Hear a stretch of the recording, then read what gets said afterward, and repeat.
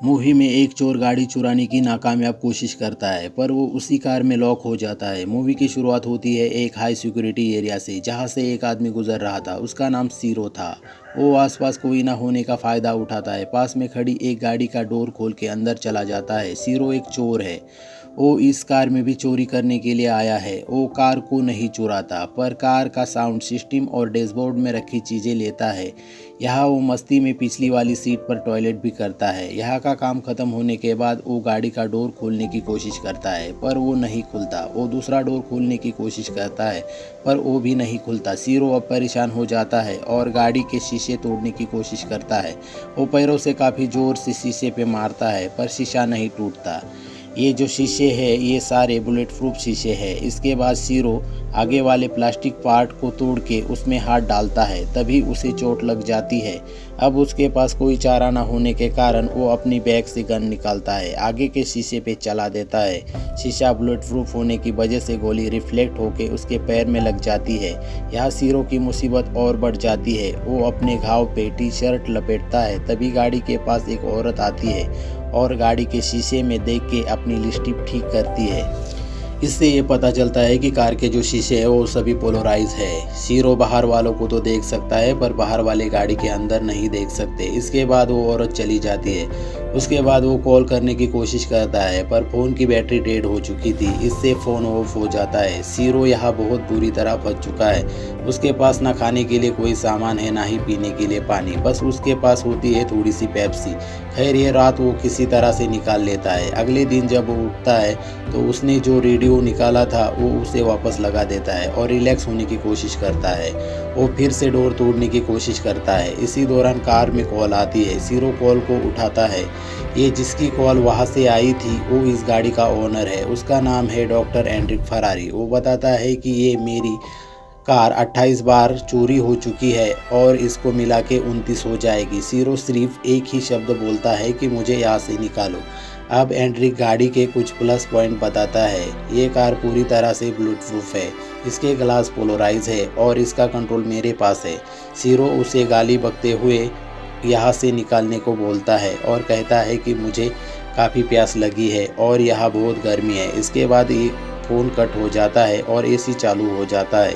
AC चालू होने से सीरो को थोड़ा बहुत अच्छा लगता है। एंड्रो ने एसी उसके भले के लिए नहीं, उसे टॉर्चर करने के लिए चालू की थी। धीरे धीरे यहाँ पर ठंड बढ़ती जाती है। सीरो अपनी शर्ट दोबारा पहन लेता है और एसी को अपनी पैंट के कपड़े से बंद करने की कोशिश करता है, पर अब कार के अंदर काफ़ी ठंड बढ़ चुकी थी। कुछ समय बाद फिर से कॉल आती है। उसे गाली दे के यहाँ से निकालने को बोलता है। एंड्री कहता है कि मेरे सवालों का जवाब दो, तब तुम यहाँ से जा सकते हो। तब तुम क्या करोगे जब तुम तुम्हारे बेटे को चोरी करते हुए पकड़ोगे? सीरो कहता है कि मैं उसका कान पकड़ूंगा और पुलिस को सौंप दूंगा। ये जवाब एंड्रिक को पसंद नहीं आता। एंड्रिक कहता है कि कोई भी पिता ऐसा नहीं कर सकता। अब कुछ समय बीत जाता है और एंड्रिक अपने सामने पुलिस को देखता है। वो हेल्प के लिए पुकारता है, पर आवाज़ बाहर नहीं जा रही थी। अब पुलिस वाले को कार को चारों तरफ से देखने के बाद चालान काट के यहाँ से चला जाता है। इस कार का चालान इसलिए काटा गया था कि ये कार के शीशे पोलराइज थे। अब बाहर बारिश हो रही है और सीरो प्यास से तड़प रहा है। अब फिर से यहाँ कॉल आती है। सीरो पानी के लिए कहता है। एंड्रो उससे उसका आईडी डिटेल मांगता है। सीरो दे देता है। एंड्रो उसे पानी दे देता है। सीरो शीशे के नीचे से पाइप के जरिए पानी भरता है। देखने पर ही पता चलता है कि ये पानी पीने लायक नहीं है, पर प्यास के कारण सीरो बिना कुछ सोचे समझे पानी पी लेता है। अब रात होती है और सीरो को बहुत भूख लग चुकी है। उसके सामने ही एक पिज़्ज़ा डिलीवरी बॉय पिज़्ज़े की डिलीवरी कर रहा है। उसके सामने खाना होने के बावजूद वो खा नहीं सकता। दूसरी तरफ एंड्रो परेशान करने में कोई कसर नहीं छोड़ता है। गाड़ी में गर्म हवा का एसी चला देता है। इससे सीरो की हालत और भी खराब हो जाती है। सीरो भूख के कारण गाड़ी में रखी हुई बुक को खाने लगता है। जब उसे पानी नहीं मिलता तो अपने ही टॉयलेट को पीना पड़ता है। अब इस टाइम बाहर एक और चोर आता है। वो कार को खोलने की कोशिश करता है, तभी वहाँ कोई आदमी आके उसे ऐसे करने से रोकता है और उसे पकड़ लेता है। तभी वहाँ पुलिस भी आ जाती है। अब वहाँ भीड़ की काफ़ी चहल पहल है। मगर किसी को भी एहसास नहीं होता कि इस कार में एक शख्स मर रहा है। अब रात होने पर उसे भूख कंट्रोल नहीं होती। अपने आसपास बैठी हुए कीड़े को खाने की कोशिश करता है, लेकिन उसका मन खाने को तैयार नहीं होता और वो उस कीड़े को नहीं खाता। इस दौरान बाहर एक कपल भी आता है, पास में ही इंटीमेट होते हैं। सीरो देखने के अलावा कुछ नहीं कर सकता। अगले दिन फिर से एंड्री का कॉल आता है। उसके बाद एंड्री बता देता है कि डैशबोर्ड के नीचे चॉकलेट बार है, उसे तुम खा सकते हो। चॉकलेट खाने के बाद वो कुछ अच्छा महसूस करता है। फिर वो अपनी मोबाइल की बैटरी निकाल के बाहर रख देता है। बाहर सभी लोगों का रूटीन देखने लगता है। आखिरकार कोशिश करने पर वो डोर में छोटा सा छेद कर पाता है, मगर ये छेद इतना छोटा सा है कि बाहर आवाज़ भी नहीं जा सकती। फिर एंड्री को कॉल आता है। वो बताता है कि मेरे पास एरिना और लेनॉन की न्यूज़ है। इन दोनों का नाम सुन के सीरो हैरान हो जाता है।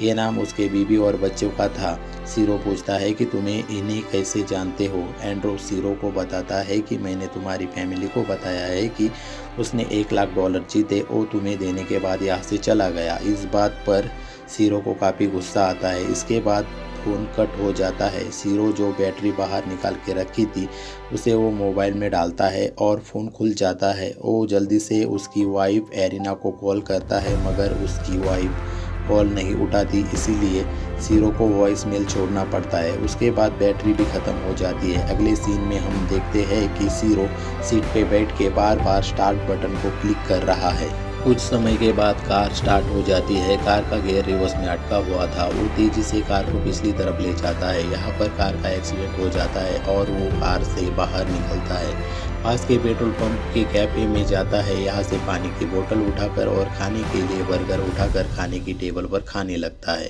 तभी वहाँ का सिक्योरिटी गार्ड आके कहता है कि तुम्हें इसके लिए प्ले करना होगा, मगर सीरो उसे गोली मार देता है। लेकिन हम यहाँ ये समझ में आता है कि सीरो एक सपना देख रहा था। सीरो अब पूरी तरह से परेशान हो चुका है, इसलिए सुसाइड करने की सोचता है। अपनी गन का ट्रिगर दबा देता है, पर किस्मत से उस प्लॉट में गोली नहीं थी। इसके बाद वो गन को फेंक देता है। अब फिर से एंड्री की कॉल आती है। इस बार एंड्रो उसके सामने था, पर सीरो कोई रिस्पॉन्स नहीं देता, क्योंकि इतनी ताकत अब उसमें बची ही नहीं थी। एंड्रो कार में आके बैठता है और सीरो से कुछ बातचीत करता है। उसने जॉइंट लाने को ही रिक्वेस्ट की थी, इसीलिए एंड्रो जॉइंट भी लाया था। अब जब एंड्रो को फ़ोन पे किसी से बातचीत करने लगता है, सीरो अपनी गन उठाता है और उस पर चला देता है। उसके बाद गाड़ी से उतर कर यहाँ से रेंगते हुए भागने की कोशिश करने लगता है।